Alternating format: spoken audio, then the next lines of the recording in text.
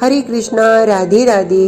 हम सभी साधक परम पूज्य श्री भरत जी का जीवन चरित्र श्रवण कर रहे हैं। आज का प्रसंग है चित्रकूट में अपनी बेटी सीता को जब देखा जनक जी ने। पुत्री पवित्र किए कुल दो। हे रघुकुल के कुल गुरु, आपको सिर ध्वज विदेह का प्रणाम। मिथिलापति श्री जनक जी ने आकर सबसे प्रथम वशिष्ठ जी को प्रणाम किया था। आपको अब सूचना मिली है मिथिलापति? वशिष्ठ जी ने अपने हृदय से लगाते हुए जनक जी को कहा। नहीं, मेरे पास तो तभी सूचना आ गई थी जब महारानी कैकेयी ने चक्रवर्ती महाराज से 2 वरदान मांग लिए। हृदय दग्ध हो गया था ये सुनकर कि श्री राम को वनवास मिला। दूत ने आकर सूचना दी थी ये। तब मैंने विशेष गुप्तचर भिजवाए थे। अवध के राजमहल में क्या क्या गतिविधि चल रही है ये जानकारी लेने के लिए। क्षमा करें सूर्यवंश के कुलगुरु, विशेष समय में परिवार में भी गुप्तचर लगाए जाएं, ये राजनीति कहती है। और हम जनकपुर वासियों के लिए ये अत्यंत दुखद घटना थी।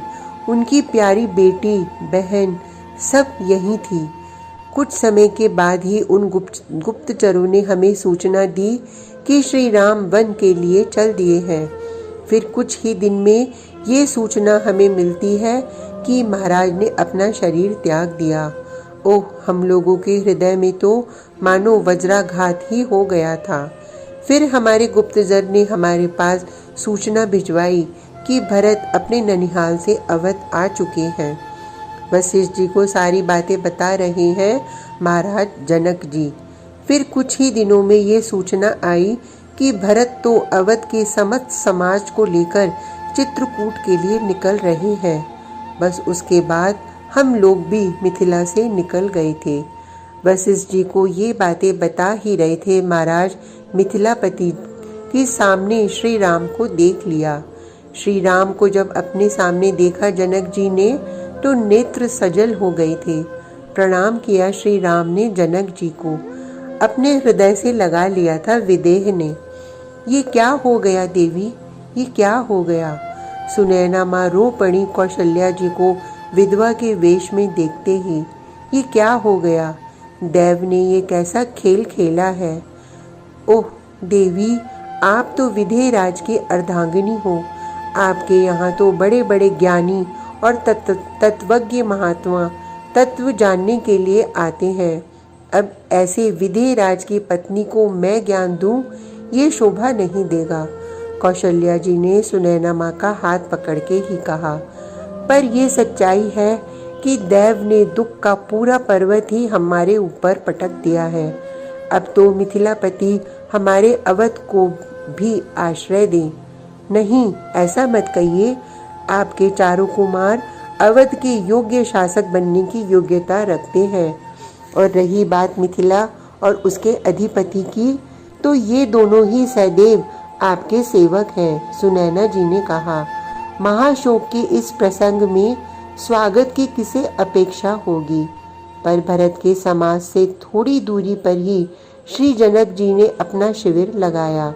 जनक जी ने अपनी व्यवस्था स्वयं देखी। वैसे भी जमाई के घर का बेटी वाले खाते भी कहाँ हैं? और ये तो स्वयं ही सर्वज्ञ हैं जनक जी महाराज। बहू सीता, तुम अपने पिताजी और माताजी से मिल ली? नहीं माँ, अभी नहीं मिली, सीता ने कहा। जाओ मिल लो। तुम्हारी माँ सुनैना जी इधर उधर देख रही थी, पर संकोचवश मुझसे कह न सकी। पर शाम के समय जब मुझसे मिलकर जाने लगी थी, तब मुड़कर मेरी ओर देखा था और कहा था, मेरी पुत्री सीता को मेरे शिविर में भेज देना। ये कहते हुए भी बड़ा संकोच हो रहा था उन्हें। माँ, आपके चरणों की सेवा तो कर लूं। सीता जी ने कहा। नहीं बेटी, जाओ, मेरी सेवा तो होती रहेगी, पर अपनी माँ की सेवा, जाओ मिल लो। सीता जी उठी, प्रणाम किया कौशल्या जी को, सुमित्रा को। कैकेयी का शिविर अलग है, वहां पर भी गई सीता जी। हंसी थी कैकेयी। अभी तक नहीं मिली हो अपने पिता माता से? जाओ मिथिलेश दुलारी, जाओ, इनको भी प्रणाम करके सीता चली अपने माता पिता के पास। रात्रि हो गई है। बाहर टहल रहे हैं मिथिलापति। बार बार मार्ग की ओर देखते हैं। मेरी सीता आई, मेरी बेटी आई। तभी सामने से कोई आ रहा है। ये चाल तो जानी पहचानी लग रही है। ध्यान से देख रहे हैं जनक जी। और पास में आई सीता। ये मेरी बेटी सीता है। चाल से ही पहचान लिया पिता ने। दौड़ पड़े और जब पास में गए रुक गए। एक दृष्टि ऊपर से नीचे तक दौड़ाई जनक जी ने। पूरी तपस्विनी का भेष था सीता का।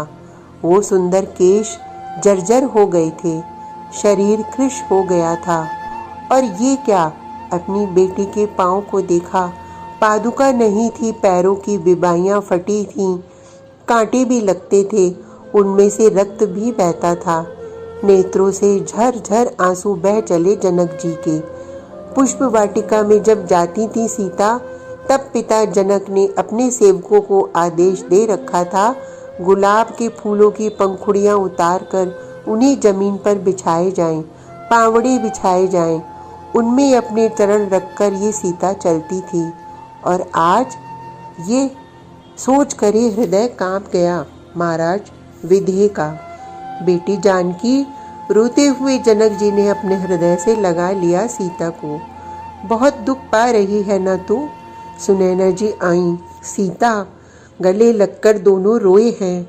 कितना कष्ट है ना तुझे इस वन में, इस कंटक वन में। ओह मेरी लाडली को कितने कांटे गढ़ते होंगे ना।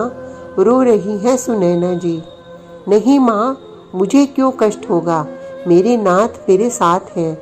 माँ, मैं बहुत खुश हूँ। माँ, मैं बहुत आनंदित हूँ। मेरे नाथ मुझे अपने से विलग कभी मानते ही नहीं हैं। मुझसे बहुत प्रेम करते हैं माँ। उनकी सेवा में मेरा समय बीत रहा है। इससे बड़ा सौभाग्य मेरा और क्या होगा। माँ, मेरी चिंता मत करो।